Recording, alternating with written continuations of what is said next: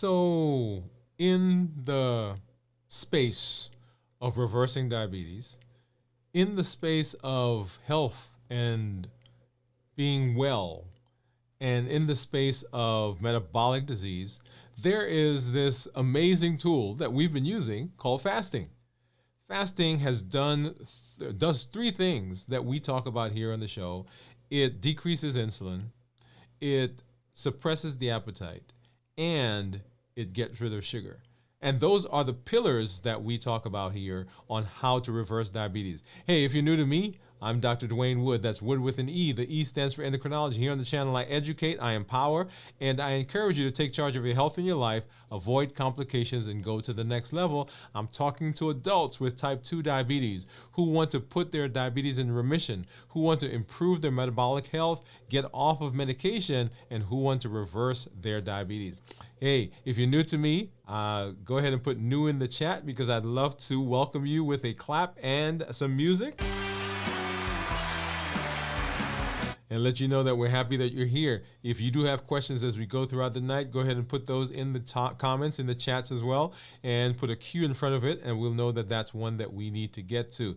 So glad you're here. As we do here on the show, during one of these check-ins, I've got my meters, I've got my reports that we're going to take a look at here in just a minute. So I've got my Keto Mojo meter, I've got my contour, and my test strips and so forth. And then I've got my report off to the side that we'll take a look at as we get through the evening, and just to see where we are in our fast and in our metabolic disease. So I have been fasting, let's see, 96 hours. Well, let's see, 72 hours plus 12, so 84.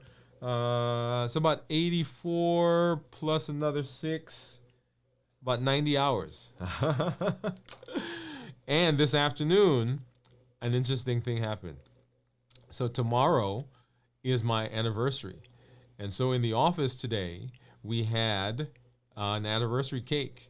And my wife went, she cut it, we got a plate, she stuck a fork in it, and there was some anniversary cake. But we're going to take a look to see what happened to my blood sugars after 90 hours, a little over 90 hours of fasting, and where my blood sugars are, or where they went, with a bit of anniversary cake. Before we do that, let's hop over and let's take a look at, and let's do a quick check-in so that you know how I was feeling, and also we'll talk about how I'm feeling right now. And so in the process of fasting, we talk about how I'm feeling physically, mentally, and emotionally. And right now, in terms of physically, I'm feeling good.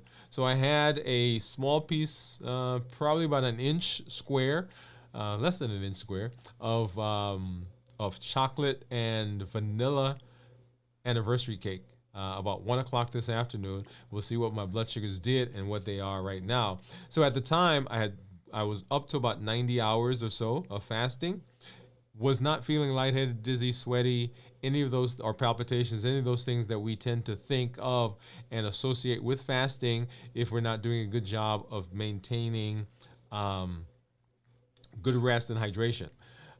So right then was not feeling near those. As I mentioned before, I was feeling a little tired earlier in the week, but then yesterday I came home, slept. As soon as I walked into the house, got into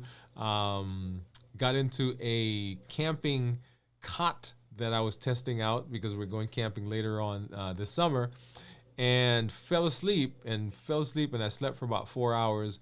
And then, of course, you guys know we came and did our check-in last night. So I actually was feeling quite rested, went back to sleep, feeling rested, and today was great. Mentally feeling clear, not feeling foggy, lightheaded, dizzy, any of those things, cloudy thought. Don't have any of those right then, or had then, and of course now not feeling any of that either. And then emotionally excited to be celebrating an anniversary here coming up tomorrow and getting into the weekend. So feeling pretty pumped, feeling excited about where I am. So mentally, physically, mentally, and emotionally doing well.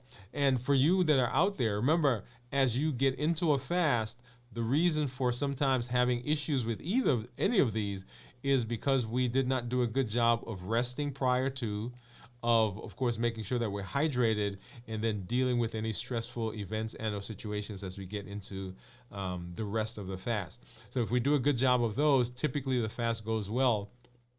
Last night we talked about reasons why people don't fast. Go back and watch that show because it was a very interesting one, looking at some of those reasons, and some of the things that we talked about will mitigate what you're seeing here in terms of what we're feeling physically, mentally, and emotionally as we get into the fast.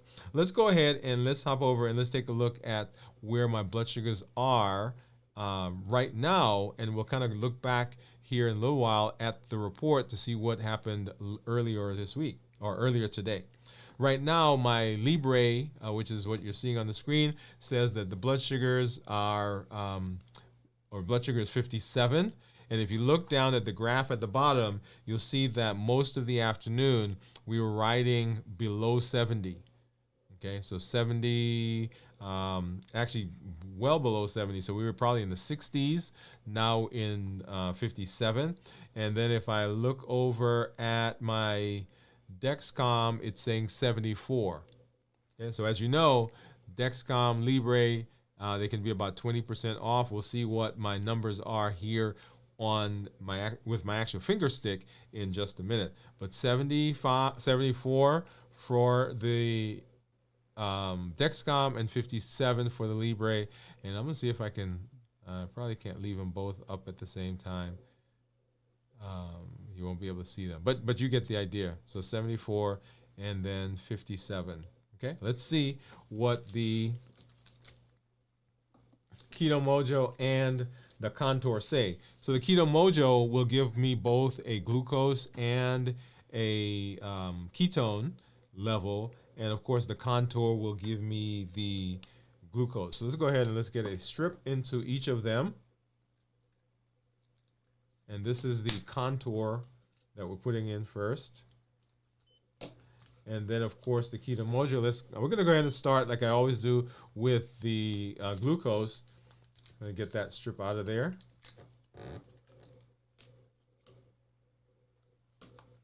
We got those both set up. And then let's go ahead and grab, let's see, let's use one of these spring-loaded, and I'm getting an extra one just in case. These spring-loaded Lancets. And these, basically you break off this purple part at the top. And this is a spring loaded Lancet. So when I press that, the spring will come out and do a stick. I'm going to go ahead and hold this up to the mic so that you guys can hear. And let's see if we did a good job. Maybe fairly good job. Let's see, we'll get maybe a drop there. I may have to do another poke, but we'll see. So that one was good enough. Okay, and I think we got it. So that's the Keto Mojo and of course the Contour. So 57 or 59, sorry, for the Keto Mojo and 57. So both of those are in keeping with what the Libre is saying that I am. And then for this one, we're going to go ahead and take that strip out and open up the ketone strip. Get that in there, and then we'll get those ketones going. All right, and like I always do, I'm going to tease you guys by not showing you what that number is. We'll come back and we'll look at that here in just a minute. So as we're talking about our topic tonight, we're talking about autophagy. Autophagy. If you've not done so yet, our show this past Monday was dealing with calories. So we started a subsection or sub-series, if you will, on our main show talking about calories and the part that they play. If you've not done so, go ahead and make sure you head over there because that's a very interesting topic, the decision or the disagreement between whether we should count calories or we should do something else. But it's a great place, and we started that conversation on this past Monday. But tonight we're talking about autophagy. We're talking about autophagy, and how autophagy plays in. And why do we want to talk about autophagy now? This is a check-in. This is a check-in that I'm doing for fasting. And one of the amazing ways of getting our bodies into autophagy is through the process of fasting. So what is autophagy? Autophagy is the process that breaks down and recycles damaged cells, proteins, organelles, and is crucial for maintaining cellular health, reducing inflammation, and preventing disease progression. So just relatively recently, within the last within the last 5-6 years, a Nobel Prize was given for the physician who discovered this process.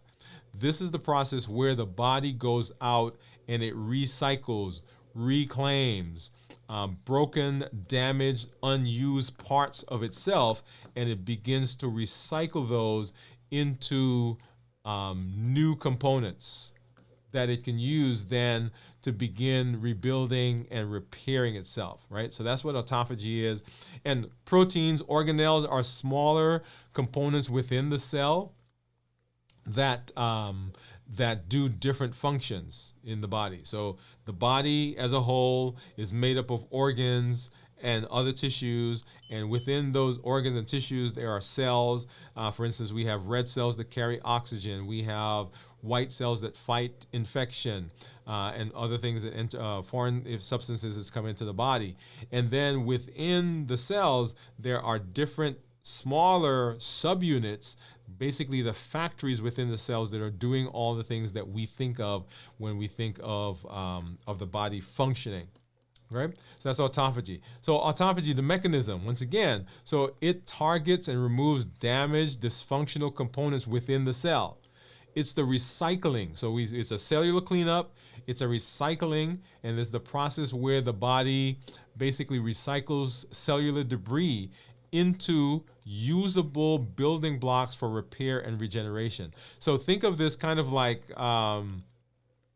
our current recycling. So you take old newspapers and you put them out for the recycling, or you take your aluminum cans and cardboard boxes and so forth, and those go to the recycling system. And once they get into that system, then they're used to make new products. So it's old stuff that we take to make new products, so the recycling. And then the homeostasis. So not just cellular cleanup, not just the recycling, but homeostasis. And homeostasis is that process where it helps to maintain cellular stability, and it's essential for health within the cells. So autophagy, because of all of this, there are a lot of places where it could potentially, and is being studied and has been shown to have improvement and benefit. Okay, improvement and benefit. One of the big places where autophagy is being studied and is being, we're seeing benefits, is with neurodegenerative diseases. And neurodegenerative diseases are all those diseases that we have come to put into a sort of category where we're talking about dementia and also other neurologic issues, right? So things like Alzheimer's. Now, I was saying yesterday, I was talking to some folks, and it is amazing that we have so many people now that we encounter that have dementia. It seems like it's an epidemic, it's a pandemic. Everywhere we turn, we're seeing people who have signs of dementia, or families that are dealing with it. And with respect to Alzheimer's disease, the thing that causes Alzheimer's disease, or the defect, if you will, not that causes it, but the defect is these beta amyloid plaques and tau tangles that can build up and cause problems for the transfer of information within the nervous system. And so autophagy, because of its ability to clean up, recycle, and get rid of damaged cells and organelles and repair them, it seems to reduce neurodegenerative cognitive decline.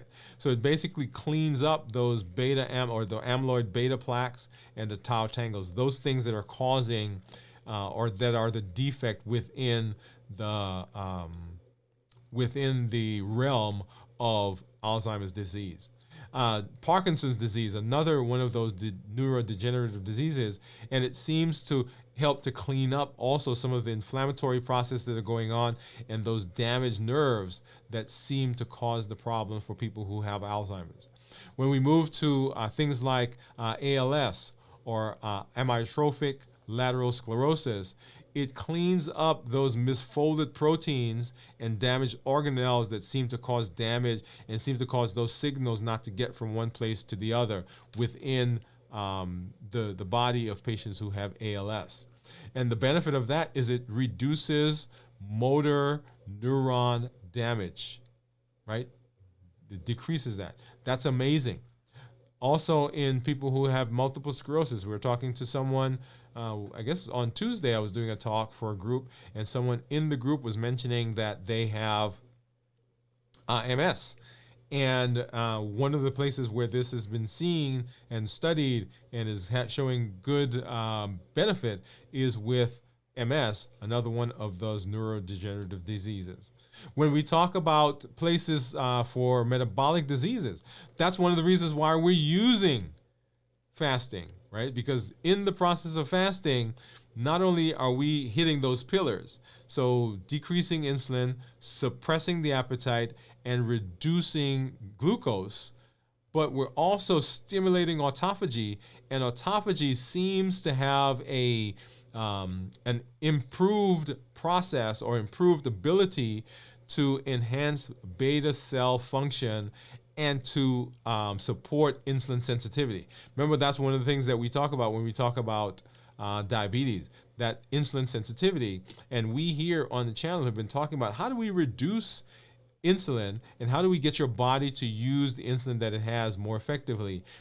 Autophagy, a great way to do that because it improves blood sugar by improving insulin sensitivity and seeming to improve the beta cell function within the pancreas. Remember, the beta cells are those cells in the pancreas that make insulin.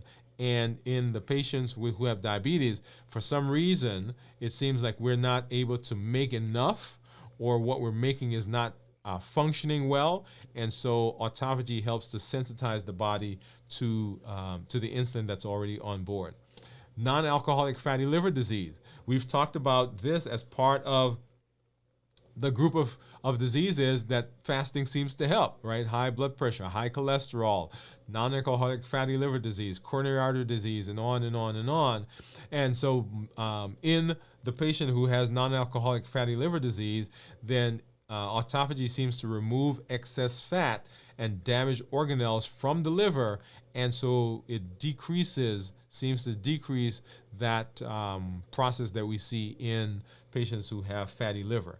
That's an amazing thing, because here we're going through each of the organ systems and we're saying, hey, how can we recycle, how can we reclaim, how can we repair, and how can we restore homeostasis?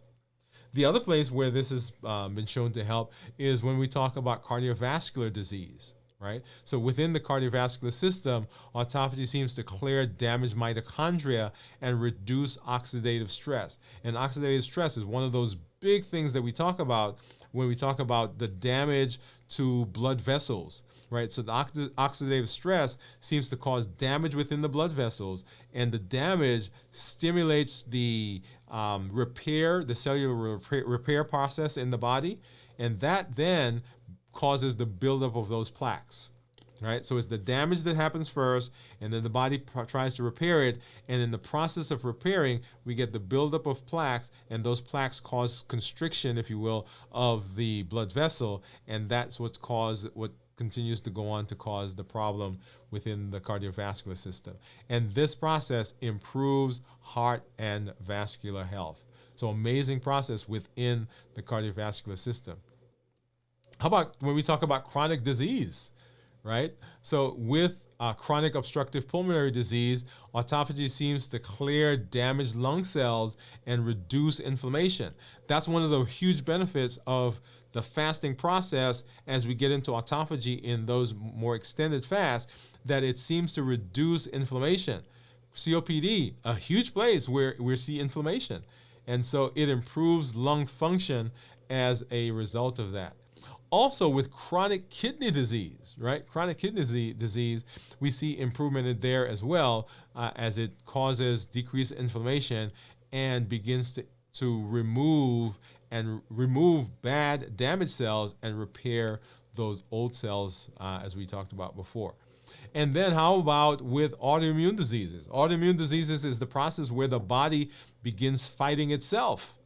And so with autophagy, as we're decreasing the inflammation, we're decreasing the mechanism through which the autoimmune disease is happening, because we're reducing inflammation and we're clearing those damaged cells from joints, from muscles, from other parts of the body. And so the body doesn't see that anymore as an inflammatory process, and it alleviates those symptoms. Okay? Same thing for lupus. Lupus is another one of those autoimmune diseases, and so it seems to help with that as well.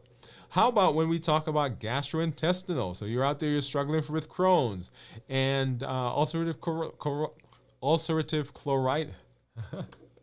Ulcerative colitis. Let me get a drink. Here we go. Right? So it clears those damaged cells in the intestinal lining.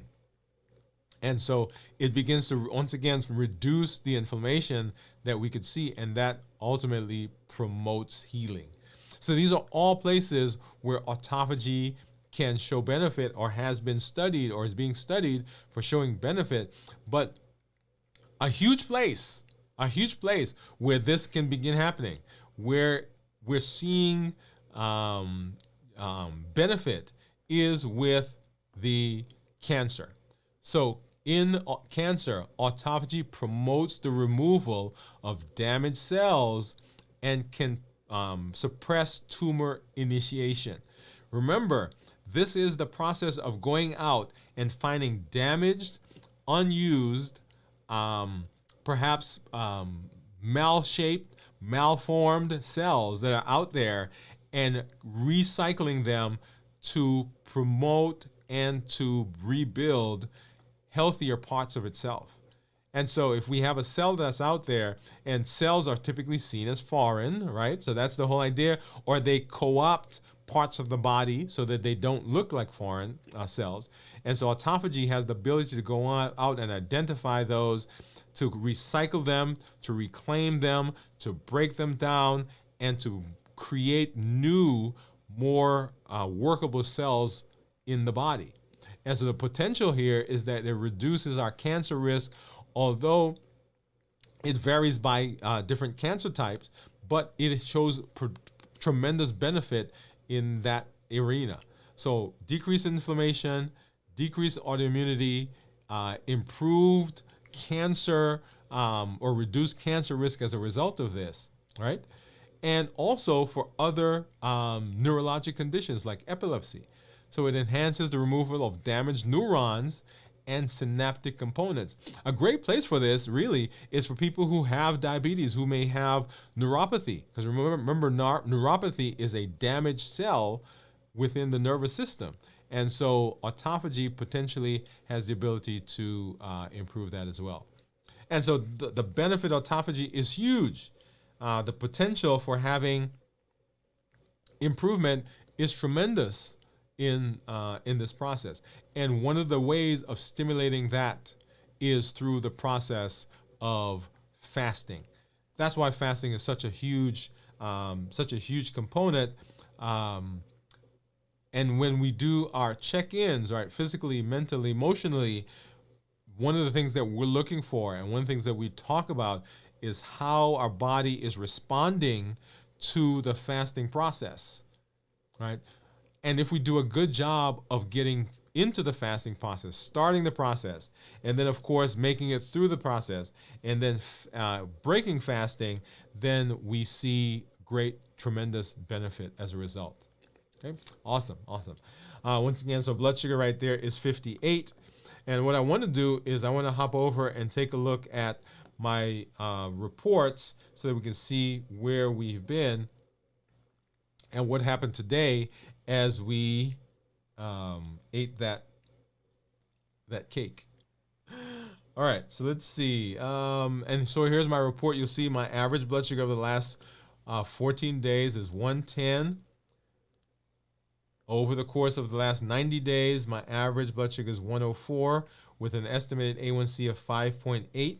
And we actually did get blood work yesterday or day before yesterday. What's today? It's Friday, probably Wednesday. So we'll have those results that we'll share with you probably next week sometime, so you can see what my A1C is. Remember, this is about a month ago, and so we'll see a month later what the A1C is. My target range is 70 to 180, and I am in target 91% of the time. You'll see that there. And if I hop over and take a look at the graphs for the last several days, because we started this fast on Sunday, so we'll take a look to see what those numbers are. So let's back up and start on Sunday. And so we started Sunday night around 7 o'clock. And so right here, right at 7:01, blood sugar was 159. And then 24 hours later at 7:06, I think is what it was, 7:01, 107. So 159 to 107, that's 24 hours. And then 48 hours at 7 o'clock, we were 92. So notice the progression, continue to go down. And then, so that's 48 hours, 72 hours, which was last night. We're down at 72. And then tonight, well, you see what my blood, so at 6:16, it was 87. This is my Libre. And then, of course, my Dexcom, sorry. And of course, my current Dexcom says that I'm 73. Okay, says I'm 73. Now, what I want to do is I want to look, because right here about 1 o'clock was when I had so we were 69, and right about 1 o'clock was when I had the cake. Let me see if I have a picture of the cake, I have some video that we took. Let me see if I have a picture of the cake itself. I think I do.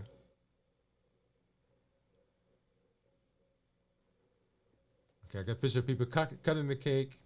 I don't think I have a picture of me eating. I have video of me eating the cake. I'm not going to show you that right now. But that's the cake, right? Let's see. Let's pull that up. There you go. That's the cake. Happy anniversary, right, from the office. And so right here, let's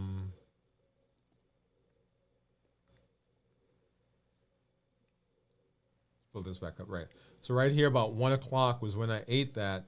And as I followed that, so we started out in the 60s, 60s, 60s, and then here was a spike right there. So 60s up into the 70s, got up to 80s, and then I didn't eat anything else. And so we're down into the 70s, 70s, 70s, 70s, 80s, and then up into the 90s, right? So that slice, or not slice, but a little spoon of cake caused a spike there. And so we'll see what that does over the next, before we do our check-in tomorrow, okay? So one of the things that I do want to see, which I have not looked at yet because I didn't see the number, was what is, let's get rid of that cake. And I want to pull up my Keto Mojo app. So we'll go ahead and get that restarted. And then we'll see that sync and see what my ketones are after having some cake there. All right, so, okay, so blood sugar is 59. That's what it was. And my ketones are 3.3, right? So still in ketosis. So great conversation to have here in just a minute. If I look at the actual graph, right? So the turquoise line those are ketones, and then tan line is blood sugar. So as I fasted, the blood sugar went down, and the ketones went up. So we started down here at 0 ketones with a blood sugar of 82. And then over the course of the fast, our ketones yesterday, when I did the check-in, was glucose was 64 and ketones 3.0.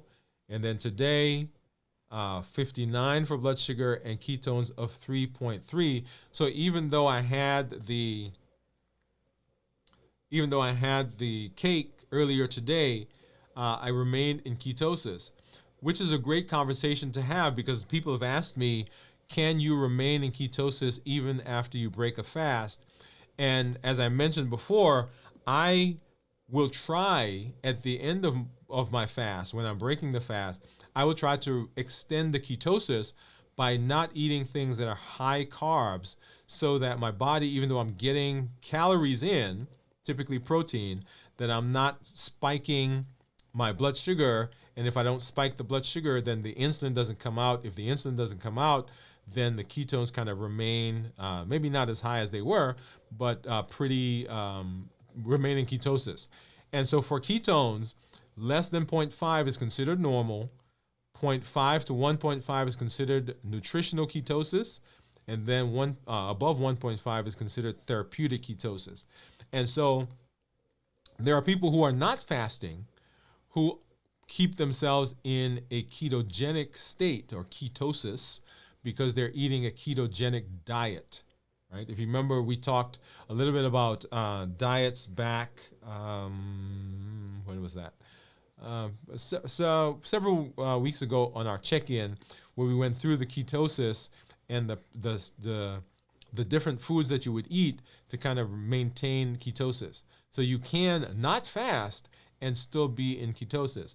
Now, in this case, because we've been fasting for a few days, our ketones are high. We're in the therapeutic ketosis range. And that has great implications for the other thing that we've been tracking. And let's see if I could pull up. For the other thing that we've been tracking, which is our weight. Because one of the reasons for trying to be in ketosis, in addition to blood sugar management, is of course weight management. And you see there, 182 is what my blood sugar or what my weight was just 622 this afternoon when I got home. And you'll see there, my BMI is 26.1, body fat 22.6, and my weight 182, and of course fat-free body weight 141.4. And so those three parameters that you see there, the BMI, subcutaneous fat, and weight, are the three that we've been kind of working on to see if we can get those as much into the green as we can. For example, if you look at BMI, right? So for BMI, 25 is considered normal. So I'm about 1.1 points away from that. And so for men, typically one BMI point is 6 pounds. For women, it's about 5 pounds. So right now, I have about 6, 7, maybe 7 pounds to go before my BMI would get into the green. And so 7 pounds was that 173, 175-ish, right? Now, whether I will stay there, we'll talk about goals in one of our shows when we do our main show at 7 o'clock Central on Mondays. That'll be one of the things that we talk about. What are the goals that we're setting for blood sugar? What are the goals that we're setting for weight? Because remember, weight is an ancillary benefit of managing blood sugar and reversing diabetes. So this is really not where we were going, but we know that if we're managing diabetes, doing a good job in metabolic health, then it shows up as benefit with our weight, with all of the other components that we talk about. So weight and blood pressure and cholesterol and polycystic ovarian syndrome, and of course non-alcoholic fatty liver, like we talked about just a little while ago, metabolic syndrome, and in fact, all of the things that we just talked about, the neurodegenerative diseases, ALS and MS and Parkinson's and Alzheimer's and cancers, and all of those get benefit as we do the fasting that we're doing as a tool for managing our diabetes and reversing our diabetes. Okay, so that's so love that. Great conversation to have there, because those are always questions that we get about: can you extend the fast? Can you extend ketosis? Can you remain in ketosis after you break the fast? And the answer to that question is a resounding yes. You've got to be careful though as you're coming into the as you're breaking the fast, because you don't want to do lots of highly processed foods. You don't want to do lots of foods that have a lot of carbs in them, because that will derail the ketosis if you're trying to stay in ketosis. All right. Okay. So let's talk about how we proceed, how we do things, how we implement, and ultimately the benefit that we get and the potential, the power, I said potential that we have within our body, within our grasp, to be able to do and to make changes in our metabolic health. And so I've got my shirt on, right? So let me go back to that really quickly. So I've got my unlimited shirt. So educate, empower, and encourage. Educate, empower, and encourage. At your fingertips, you have the amazing ability to make changes in your life, to make changes in your health, to make changes in the decisions that you've had in terms of your metabolic health. And when I say metabolic, all the things that we just talked about. So if you've made some decisions in the past and you are suffering some consequences of those, that does not mean that you cannot at this moment make a decision to continue to improve your health from now on. You may have had a heart attack, may have had a stroke, may even have had some residual issues that came from those things. Diabetes may have been uncontrolled for a long time. That doesn't mean that that has to continue right now, because at your fingertips, you have unlimited ability to make change. By educating, by empowering and encouraging here on the channel, that's the thing that we do. That's what we do. And you get to make the decision right now whether you want to go along for that journey, whether you want to improve your health. I know that people have told you that this is damaged and you've made poor choices and you're suffering the consequences. Probably, but that doesn't mean that going forward you can't make better choices. You have tried things in the past that may not have worked, right? You've not had success like you want. That doesn't mean that going into the future it won't be successful. It is unknown, and you're not sure whether you can fast, whether you can improve your blood sugar, whether you can reverse your diabetes. That doesn't mean that you can't try. One of the things I'm teaching my son is just because something is scary doesn't mean you don't have to do it. Just because you don't know how it's going to turn out doesn't mean you shouldn't attempt it. Just because you don't have the skills doesn't mean that you can't do it. And right here, right now, just because of what's going on in the past doesn't mean that the future has the same thing. You have unlimited potential, unlimited ability to make change in your life. And that change comes, as we do here on the channel, by educating, empowering, and encouraging. We educate with the shows that we do. Because we've got to have a mindset change. We've got to have a frame shift, if you will, if we're going to be successful. And the shows that we do, the shows that we're doing right now, the tools that we learn, the podcast, the blogs that we write, all of that is with the intention of giving you more information to help you to begin making those changes, making those shifts in your life. We empower by teaching you tools, the HEAT model, emotional intelligence, how to create a 7-day menu, how to look at your medications, how to decide what medications we should get on or we should be off, the fasting that we're doing, how to fast successfully. All of those are tools that we're teaching for you to begin to implement the things that we're learning in the education component. And then we encourage. Just tonight, we had one of our community meetups so that the community together can ask questions, can hear from each other, so that we can support each other in this process of becoming metabolically healthy and of reversing our diabetes. So we educate, we empower, and we encourage. And with that comes the unlimited ability. Always in a mindset of continuing to learn. And one of the huge tools that we've learned also is the heat model. The heat model tells us those things that trigger us to get off of our diet, to eat the thing we decided that we weren't going to eat, to break our fast, to not pay attention to our blood sugars. All of those things, the heat model puts a face on those. We break our fast, we eat our food for lots of reasons, but they fall into 4 categories. Number 1, because of habit, because of emotions, because of access, and because of taste. We create habits. We eat at lunch because it's lunchtime, not because we're hungry. We go to the movies because that's what we do, right? We get together with friends. We say, hey, let's meet over at the coffee shop. We eat a muffin. We drink some coffee. We drink some tea. We drink some juice. We're not hungry, but we've gotten into the habit of doing it.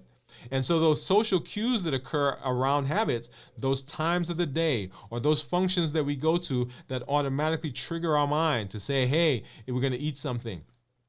I give the example of going to the movies and sitting in the movie, watching the movie before I realized that I had stopped at the concession stand and I'm sitting there eating popcorn and drinking some soda. We just get into the habit of doing it. Not because we're hungry, but just because. We eat because of emotions. Whether we're sad, happy, glad, mad, anxious, bored, frustrated, right? All of those things will push us through the decision that we've made to eat. And when those emotions get strong enough, I'm telling you, I was just talking to a group this past Tuesday and telling them that we pretend that those emotions, once they become high, are things that we can deal with. But it's kind of like taking a ride on a roller coaster. We get to the pinnacle of the roller coaster. We get to that top, and then we think that at the top we can stop that roller coaster from the car from coming down the other side. But let me tell you, when you get to the top, I've been on roller coasters. When you get to that pinnacle, you can scream, you can shout, you can jump up and down, you can hold on, you can whatever you want to do. But guess what? It's coming down the other side. And often we treat emotions that way. We let those emotions climb and we get to the pinnacle and then we try to stop them there. But guess what? It's coming down on the other side. And when it comes down, the things that are on the ground level, the decisions that we've made, we're plowing right through those. So sometimes you've made a decision that you're not going to eat something, and because of that roller coaster, because you've made it to the top of that roller coaster, it comes. And so the decision gets destroyed and we eat when we decided that we were not going to eat. So you want to be careful, right? So we eat because of habits, we eat because of emotions, we eat because of access. And access is simply having the things around us. There are some things I can't bring in the house. There are some things that I decide I'm not bringing into the house, because if I bring them into the house, guess what? I'm going to eat it because they're there. So almonds and cashews are my thing. Ben & Jerry's ice cream, right? I can't tell you the last time I've had some Ben & Jerry's ice cream because I know I can't bring it over here. Because if I do bring it, guess what? It's on. And so you have to know yourself. So you walk by a coworker's desk and they have candy. As a matter of fact, when I go by the church office, sometimes I'll stop in to say hello, and I'm saying hello to somebody, and guess what? There's some candy there, and I grab a piece. I'm not hungry, but it's there. I go into the pantry, or so I walk by the kitchen, or walk by the dining room, and if there's something sitting there, go to my mother-in-law's house, and she has fruits all over the place. I walk in, there's a banana, I grab it. I'm not hungry, but it's there, the access. And we eat, not just because of habits, not just because of emotions, not just because of access, but we eat because of taste. And taste is one of those ones, right? So taste, I want to say to you, as I say to everybody when I talk about taste, is that we're never chasing the food. people will say to me, I love this particular type of food, or I love that particular type of food, or I just can't get enough of this food. We're never chasing the food. We're always chasing what the food does for us. We're chasing the feeling that it gives us, that calm. We're chasing the memory of the time when we went to that place that we felt so good, or the things that we did with our grandparents, or our mom, or our dad who are passed away now. So it brings us back to that. When I go to New York, I eat hot dogs, pizza, and Chinese food. That's it, right? So I love that. Why? Because it connects me. It brings me back to memories of my dad. As old as I am. And that was something I just figured out recently. So the food is not the thing that we are chasing. It is what the food does for us. Now, there is a place for taste. The perfect combination of sugar, of salt, and of fat. The bliss point. That's what the manufacturers want to create. That place, when you eat that food, you can't just have one. You go back again and again and again. So taste is very complicated. And here's the thing. When taste happens, and then we have access to the food, and the emotions get involved, it's very hard to decide, okay, I'm going to stick to my plan. Okay? So that's the heat model. And how do we do things here? What is the call to action? Our call to action is this. Number one, we want you to join the challenge. Every month we have a challenge that we go through. It is to help you apply the things that we're learning in the educational section. Number one, in January, our challenge was to figure out why we want to do the things that we want to do. Why do you want to be healthy? Is there a plan that you have? Is there a vacation? Is there a retirement that's coming up and you want to be able to travel? Is there a daughter, grandson, grandchild, son that you want to see go down the aisle, walk down the aisle? You want to see them graduate. You want to see them build a house. Whatever it is, what is your why? What is the thing that's going to keep you, give you strength when there are going to be days when you don't feel like staying the course? And those are the days that your why is going to give you the wind beneath your sail. That was in January. In February, it was to begin learning to fast and work your way to be able to fast for a 24-hour period. That was our plan. That was our challenge in the month of February, to work your way up to be able to fast for a 24-hour period. And now we have members in our community that have been fasting for longer than that. If you are shorter than that, that doesn't mean you failed. Anything that you do, remember, we're always looking for progress, not perfection. So if you have fasted and you've not made it to 24 hours, keep going. If you're 24 hours and you're going further, great. So one of our community members yesterday and in our meetup tonight was sharing that she made it to 24 hours and then some other things happened emotionally, and so she ate something. That doesn't mean you failed. We just, okay, now we dealt with that. Now let's move on. Let's get back on the horse. Let's get back in our on the saddle. One of the shows that we did early on was how to get back on track. Right? Go back and watch that. It's in the playlist, and I'll pull that up here while I'm talking. I'll go ahead and do that right now so we can begin talking about that. And then the heat model in the month of March was to figure out in the heat model which one is yours. Which of these triggers is the one that gets you most often? I'll tell you, I have 3 of them. Emotions, access, and taste. Yeah, I got 3. Isn't it interesting, though, that it spells EAT, E-A-T. Right? E-A-T. So emotions, access, and taste.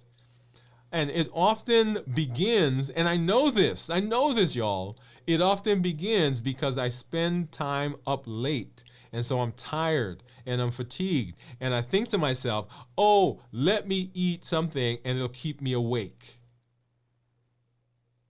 And if I didn't have those cashews, didn't have those almonds, then I wouldn't eat them. But I remember the taste of them. And if they're here, guess what? I end up eating them. Now, I've changed to now eating cheese and peanut butter. And I was a little concerned because when I looked at my cholesterol levels, if you guys remember, they were a little higher than before because I had switched from eating carbs to eating cheese and eating eggs. And when I got my most recent labs, you guys will be excited to see what those are here when we share that in probably next week or the week after. Got a visit with my doctor coming up in not this week coming, but the week after that. Okay? All right. And then our challenge in the month of April was to create a meal that fit these parameters. Whole foods, minimal processing, no added sugar, starchy and non-starchy vegetables, healthy fats, lean protein that was tasty, and that was the appropriate portion size. That was the month of April. In the month of March, it was to find someone to mentor. As we're moving through this new year, new you process, right? We want you to find someone that you could mentor, that you could bring alongside you, that you can share this information with. Not someone that you're going to say, hey, do this, and then move on, but someone that you're going to say, hey, let's go ahead and let's work this process together. Mentor someone. There are over 1 billion people on the planet that have diabetes and or are pre-diabetic. You can be a voice of change. You can be a voice of help. And then, of course, this month was to make sure that you got with your physician, with your healthcare team, and to go ahead and get your labs checked. We want you to check labs. We did a show that talked about the labs that you need to be looking at. So go back and watch that show, and so that you will know what those are. On our YouTube channel, one of the playlists that we have is the playlist that has all of the shows that we've done, and it's entitled How to Reverse Your Diabetes. How to Reverse Your Diabetes. Let's see, and so here it is. Let's go ahead and take a look at that real quick. All right, so how to reverse your diabetes. And I was sharing with our community let me move that one back down. I was sharing with the community just in our community meetup a little while ago that I'll go back and do that. But we've done 26 shows so far in our series. And I keep moving those, so I won't touch anything else. 26 shows in our series. And then there is a playlist that's called How to Fast Successfully. How to Fast Successfully. And we've done actually probably 70 some shows in that one. Right now there are only 47 in there. I need to go back and put the rest in. But those are all the shows that we've been doing in our in the series. So there's lots of information that's out there. You want to make sure that you are taking advantage of all of that. And I'm so excited to see some of our community members that are out there. I see Jennifer. Hey, Jennifer, howdy, Doc. Glad that you can join us. Jennifer was in our community meetup here just a little while ago. Steve said he's just finished a 24-hour fast. Yes.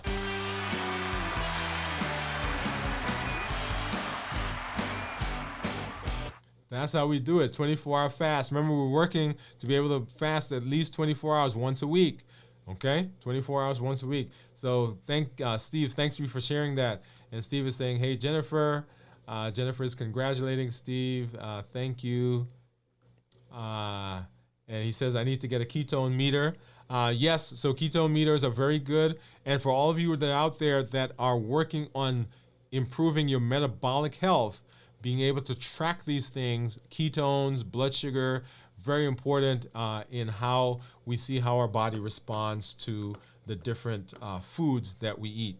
And then we see some folks out there on Instagram. So thank you guys for joining on whatever platform you're joining us from.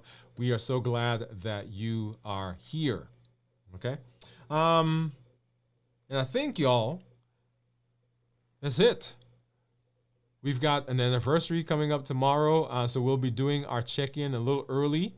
And then on Sunday, let me go ahead and pull that up. On Sunday, remember, we have our This Week in Review. So go ahead and join that. That's from 6 o'clock, starts at 6 o'clock in the morning. So you can listen to that as you're getting showered and as you get ready to go to church or you're getting ready to do your thing on Sunday. You can go, and that is a recast with some comments on the things that we've done here during the week. And let's see, where is it? There it is. Let me pull that up so I can share that really quickly.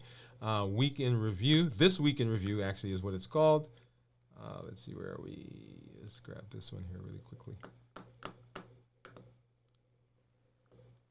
And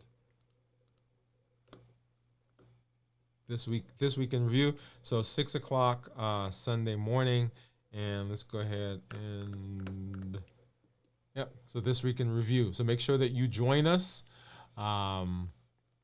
as we kind of go through that. You will see that over the course of the week that we are putting out the shows at different times, different forms, to make sure that we have as many people as possible that will be able to view that and participate as we improve our metabolic health. Awesome. All right, and as I say always, I am excited when I get a chance to hang out with you here on the channel, because you are an important part of my community, an important part of this family that we are building. So I want you to make sure, I don't think I finished up our call to action, actually, right? So call to action, join the challenges. When you show up, tell your story, just like Steve was telling, or Teresa when she's here, or Jennifer telling us where you are. If you're here, claim your seat, right? Just say, hey, I'm here. You may not want to say anything right then, but as you get involved in the community, you begin to see the benefit of the community. Even in our meetup, right? You come in and sometimes people say, I'm not going to talk a lot today, but you may have questions, you may hear comments. We get to support each other. But here when you come, tell your story, share your story. When we hear from you, we know that we can do it. And when we see you having struggles, we can come alongside and support you. And we can know that we are not alone. And then invite someone, send them a link, send them a message, let them know that they can come and be here to be successful in their metabolic health. As always, this is Dr. Dwain Woode. That's Wood with an E. The E stands for endocrinology. And here on the channel, I educate, I empower, and I encourage you to take charge of your health in your life, avoid complications, and go to the next level. And in this year, new you. We'll see you tomorrow at our check-in. And then on Sunday, join us for This Week in Review. And then on Monday, we'll see you at our live show here at 7 p.m. Central. Good night, everybody. Have a great evening.